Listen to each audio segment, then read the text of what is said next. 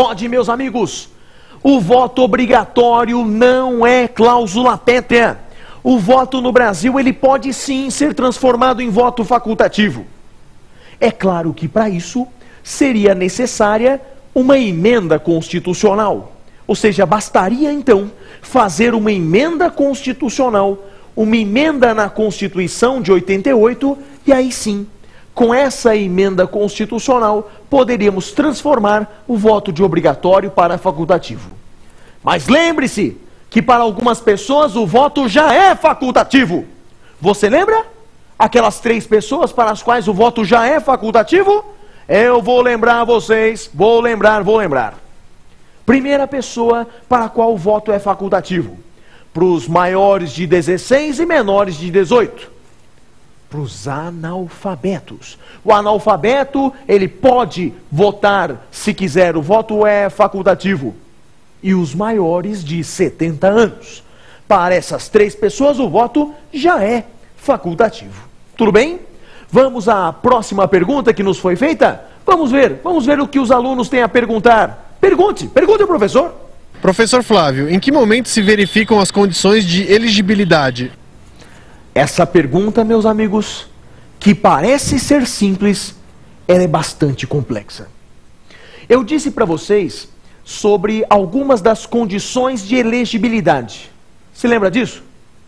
Condições de elegibilidade são aquelas condições exigidas para ser votado, para ser eleito. Então, por exemplo, uma condição de elegibilidade, a idade mínima. Outra condição de elegibilidade, a filiação partidária. Outra condição de elegibilidade, o fato de ser brasileiro. Outra condição de elegibilidade, ter seu domicílio na respectiva circunscrição. Ou seja, vimos as condições de elegibilidade. Mas o que o aluno perguntou é: qual é o momento em que nós devemos verificar essas condições? Será que é no momento do registro da candidatura? Será que é na data da eleição? Será que é na data da posse?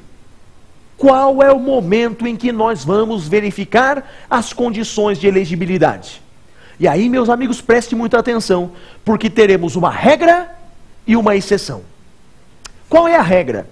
Em qual momento nós, via de regra, vamos verificar as condições de elegibilidade? A regra, meus amigos, é o momento do registro da candidatura. Isso mesmo. No momento em que houver o registro da candidatura é que nós vamos verificar se as condições de elegibilidade estão presentes ou não. Então, no momento do registro da candidatura. Mas tem uma exceção, como eu falei para vocês. Sabe qual é a exceção? A idade mínima. Meus amigos, segundo o Supremo Tribunal Federal, a verificação da idade mínima deve acontecer na data da posse. Na data da posse, e não na data do registro da candidatura, é a data da posse. Sabe o que aconteceu no Brasil por causa disso? Na última eleição, tivemos alguns vereadores eleitos com 17 anos de idade. Flávio, como assim? 17 anos e foi eleito vereador? Como isso se justifica? Eu explico. É que esses rapazes, esses jovens eleitos vereadores no Brasil, eles completariam os 18 anos antes da posse. E aí é possível, meus amigos. Então, em resumo, as condições de elegibilidade são verificadas no momento do registro da candidatura. Mas quanto à idade, essa é verificada no momento da posse. Compreenderam? Tranquilo?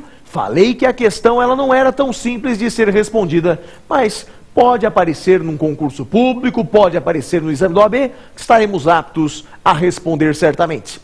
Vamos à próxima questão? Vamos ver o que os alunos têm a perguntar? Vamos lá, pergunte ao professor. Professor Flávio, quais são as hipóteses de perda e suspensão dos direitos políticos? Muito boa pergunta. Quais são as hipóteses de perda e suspensão dos direitos políticos? Primeiro, deixo aí um alerta para todos vocês. Nunca use a expressão cassação dos direitos políticos. Isso não existe mais. Não existe mais cassação dos direitos políticos, meus amigos. Não existe mais isso. O que nós temos no Brasil é a perda e a suspensão dos direitos políticos. Isso mesmo. Perda e suspensão dos direitos políticos. Qual a diferença entre perda e suspensão? A diferença é que a suspensão, ela é temporária, enquanto a perda, em princípio, é definitiva. É bem verdade que todos esses quadros podem ser revertidos. E, inclusive, as hipóteses de perda, de suspensão dos direitos políticos podem ser revertidas. Mas a diferença principal é essa. Perda é definitiva, suspensão é temporária. As hipóteses de perda e suspensão dos direitos políticos, nós vamos encontrar no artigo 15 da Constituição Federal. Isso mesmo, artigo 15. Quer saber quais são as hipóteses? Vou começar pelas hipóteses de perda dos direitos políticos. Primeira hipótese de perda acontecerá quando a pessoa deixar de ser brasileira. Mas é possível isso? É possível deixar de ser brasileiro? É possível, sim. Há algumas hipóteses na Constituição em que a pessoa deixa a nacionalidade, perde a nacionalidade brasileira. Por exemplo, existe uma ação para cancelamento da naturalização. Se deixou de ser brasileiro naturalizado, perde os direitos políticos. Outra hipótese é a aquisição voluntária de uma nacionalidade originária. Adquiriu uma outra nacionalidade que não a nacionalidade originária, perde. Por exemplo, o sujeito que é brasileiro se naturaliza americano, deixa de ser brasileiro e, portanto, perde os direitos políticos. Outra hipótese de perda de direitos políticos é uma hipótese ligada à chamada escusa de consciência. Escusa de consciência. Escusa de consciência está prevista lá no artigo 5º, inciso 8 da Constituição. Eu explico facilmente. Consiste na hipótese em que qualquer pessoa pode, diante de uma obrigação a todos imposta, uma pessoa pode aí alegar um motivo religioso, um motivo político que a isente daquela obrigação. Só que nesse caso, se a pessoa se isentou daquela obrigação e ela não cumpriu uma prestação alternativa, ela perde os direitos políticos. Ela perde o direito de votar e de ser votada. Hipóteses de suspensão dos direitos políticos, que é por prazo temporário, nós encontramos também no artigo 15 da Constituição Federal. Temos lá a hipótese de improbidade administrativa. Se uma pessoa é condenada por improbidade administrativa, terá suspensos os seus direitos políticos. Uma outra hipótese de suspensão dos direitos políticos é a condenação por sentença criminal transitada em julgado. O réu foi condenado por uma sentença transitada em julgado. Enquanto durar aquela condenação, ele terá os seus direitos políticos suspensos. Em resumo, complemente o programa de hoje com a leitura do artigo 15 da Constituição Federal. Lá nós encontramos todas as hipóteses de perda e suspensão dos direitos políticos. Tudo bem? Vamos a mais uma pergunta feita aí pelos nossos alunos de todo o Brasil. Vamos a ela. Pergunte ao professor. Professor Flávio, preso pode votar? Essa pergunta é extremamente capciosa. Quantas pessoas se equivocam no momento de respondê-la? O preso tem ou não tem o direito de votar?